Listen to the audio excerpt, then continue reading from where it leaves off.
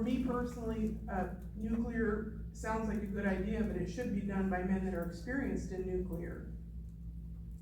And it shouldn't probably go to people that are in unions, which is typically how power is done in Idaho. Y'all advertise that there's gonna be jobs, but they're not Idahoan jobs. They end up being people brought in from other places that have experience in putting up wind turbines, solar, battery storage, nuclear. That is not what Idahoans are trained to do. So it's somewhat deceptive to advertise it being jobs, because you're not gonna be employing people from Jerome to do nuclear. Unless, is anybody here experienced in nuclear? No, they're not. The proposed property, and we haven't made application to Bureau of Land Management, but we've sent, or we've delivered information about detail to it. It's 2.5 miles straight east of the substation.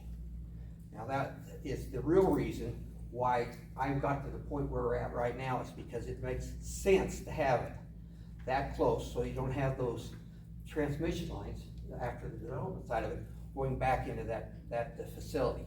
And there was some concern about nuclear waste.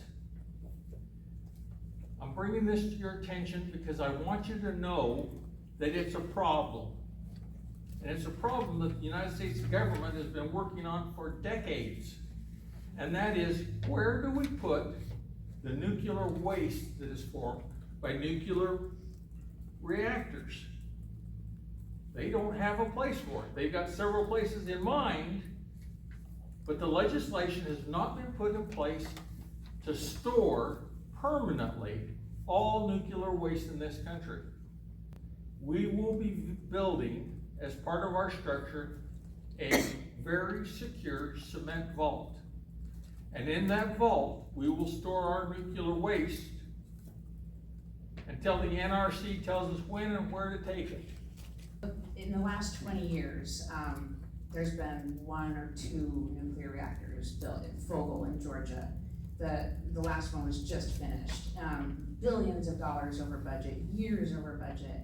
I'm in a lot of NRC meetings, and the nuclear industry says that these things will be built on a conveyor belt somewhere else and shipped to where they'll just be slapped together, and they practically run themselves. So I'm not sure how many, they're trying to convince the NRC that the costs are pretty low while telling communities that it's gonna bring jobs to the communities is untruthful. And it would be our intention that all construction jobs would be done by Idaho people.